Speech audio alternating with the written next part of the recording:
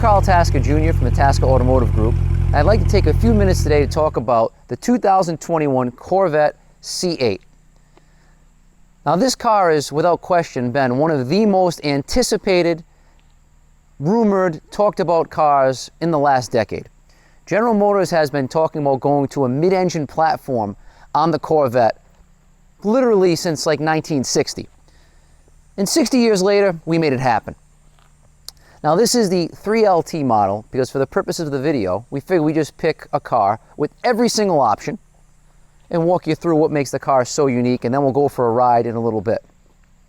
We've also selected the Spider or convertible model because quite frankly, it's a lot cooler. So let's start at the front because it's not what you're used to.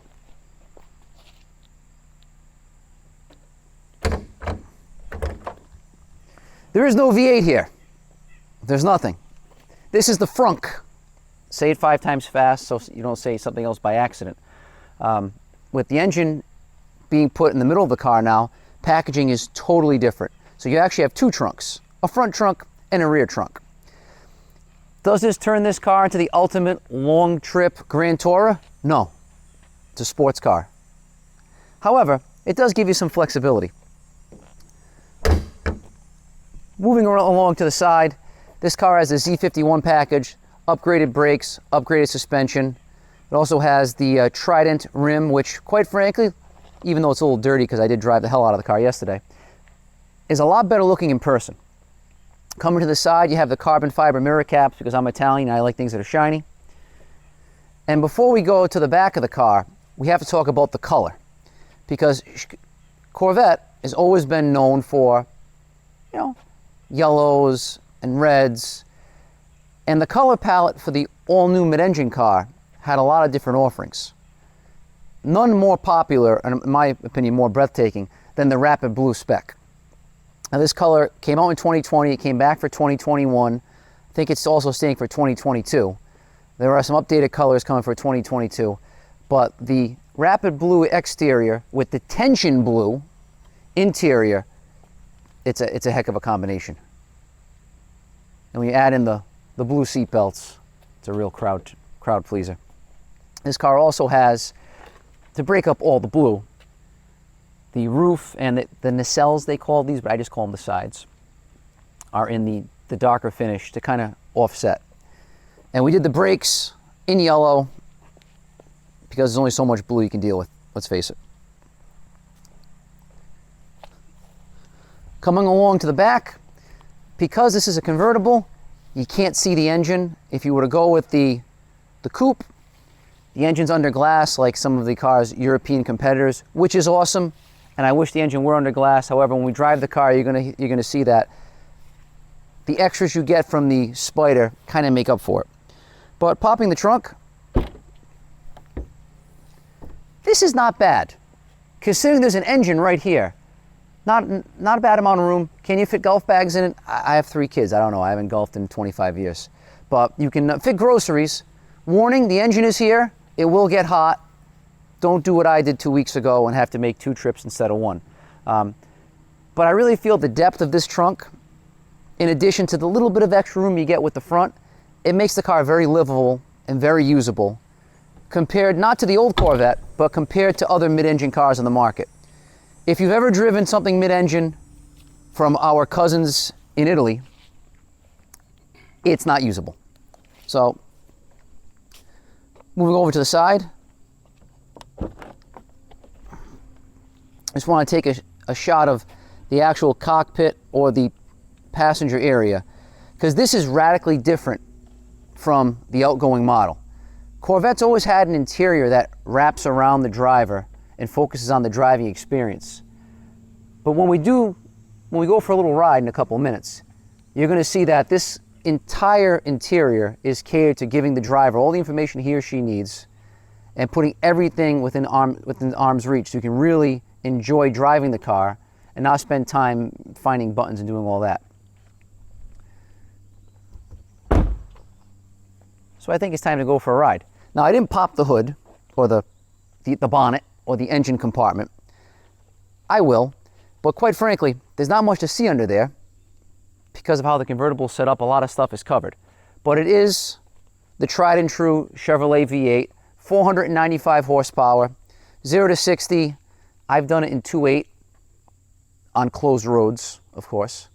Top speed, over 190 miles an hour.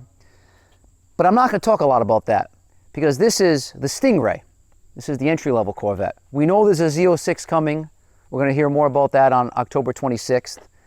We know it's going to have over 600 horsepower and a flat plane crankshaft and ceramic brakes and the crazy aero kit. So we'll talk performance when that car comes out.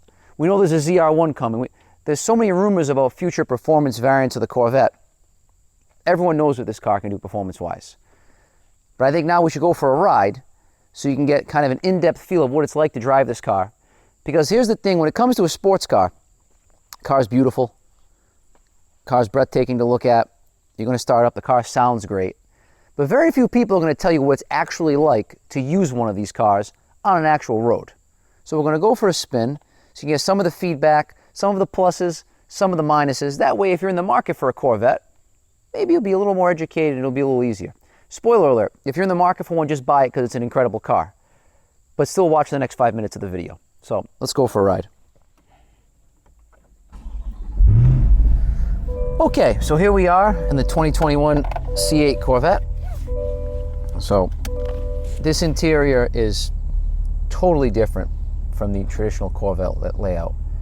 So might as well take a second to show it to you. Start with some of the small things. Beautiful Bose audio system on the door. This has the carbon fiber interior package, which is really nice. You can lower the convertible roof, one button here. You have a rear window you can also manipulate, which I still don't know what it actually accomplishes. And then first time ever in the Corvette, you can curl in your mirrors from the touch of a button. Little things. Steering wheel is square, more of a racing inspired steering wheel with the paddle shifters, so we'll talk about that in a second. This car has all the amenities, heated steering wheel, voice activated everything. Also has Z mode, which we might as well talk about now. So you press Z mode, the IP changes, but then you get this over here. So what you can do in Z mode is you can adjust to your specifications how you want the car to drive. Now this car has bad weather mode, it has touring, sport, and track mode. But Z mode allows you to do whatever you want. So let's say I want to have really soft steering, really soft suspension, but I want the engine to shift hard and I want the engine to be loud. You can do it here. You can also mess around with the traction management. So you can go to have the car behave like it's wet, dry, which it warns you every time, sport,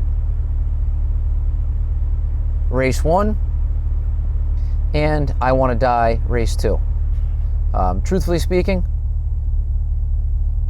sport's about as far as you want to go unless you really know what you're doing. Because remember, mid-engine car, so this isn't going to behave like the traditional Corvette or traditional rear-wheel drive front-engine car.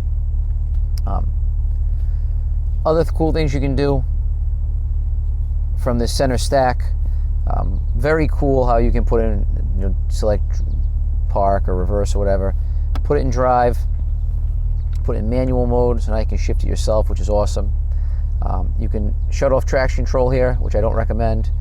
This is the front end lift, which the cool part about this is once you use it, the vehicle will remember where you used it. So every time you drive by there, it'll activate on its own. Then you have the front camera. This is one of the best things about the Corvette. You can actually see how close your rear bumper is going to come to something, your front bumper rather, is going to come to something.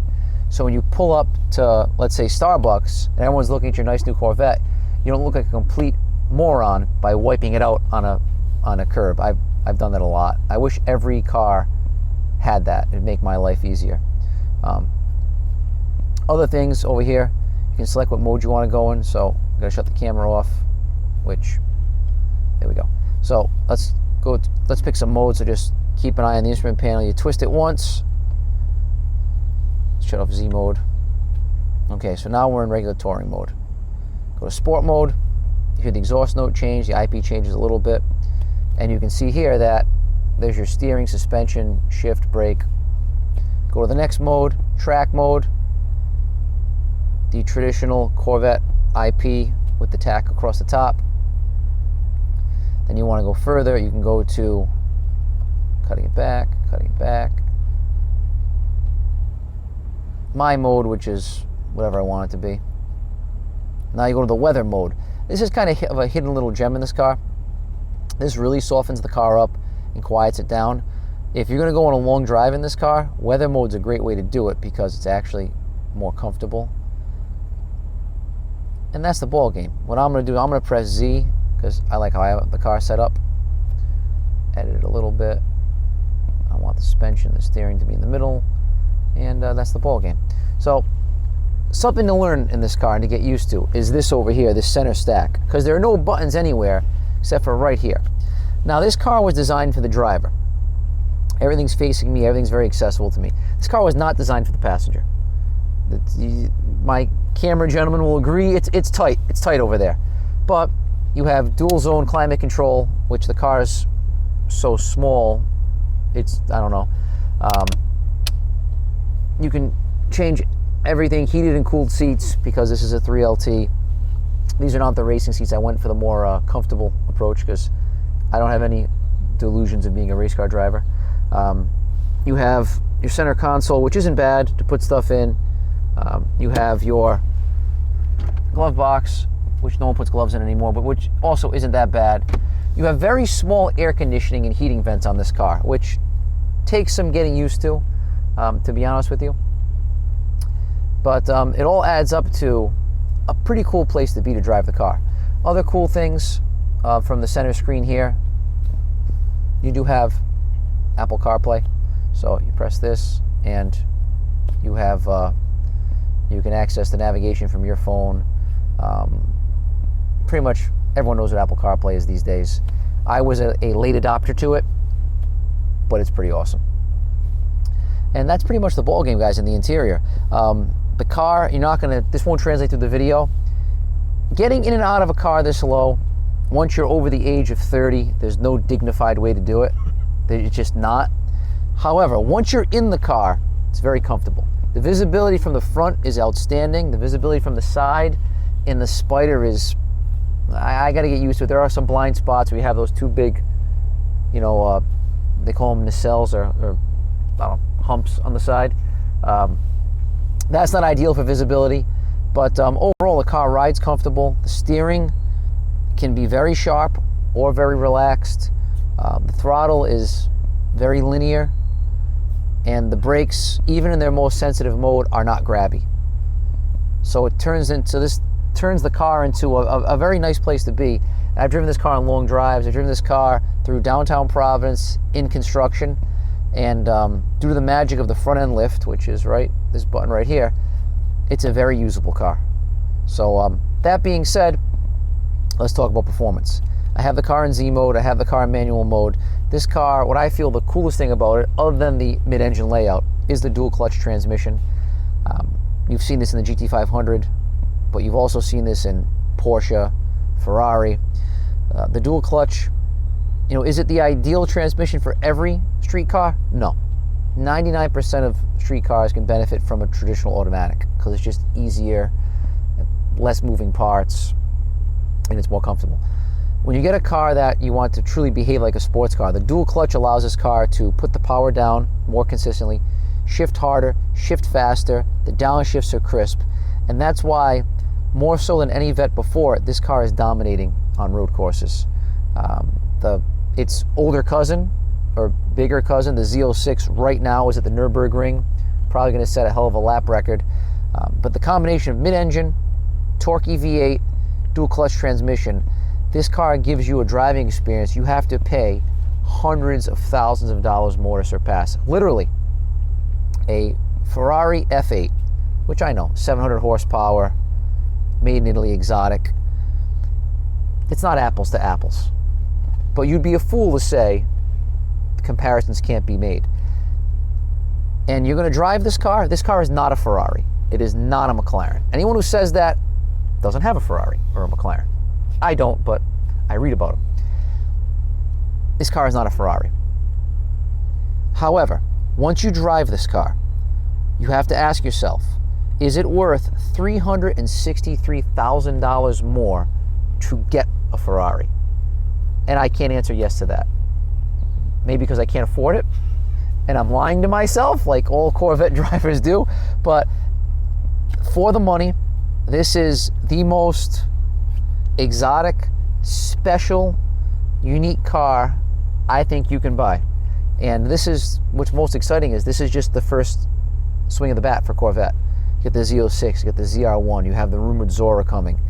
I think you're going to be here, we're going to be here 4 or 5 years from now talking about how dominant the Corvette line is in terms of sports cars. Because if the 495 horsepower car is this good, what's the 900 horsepower one going to be like? What's the 1,000 horsepower one going to be like? So, enough said with that. I can talk all day about Corvettes because I really like them. But let's pull this drive button. It is in manual mode. And let's go for a spin. You'll notice right away, no lurching. This dual clutch is such a step forward from how, not to pick on Nissan, but I have a Nissan GTR that many, many moons ago was stock. And even when it was stock, it didn't take off like this. Now with a stage 17 transmission, it's a very different car.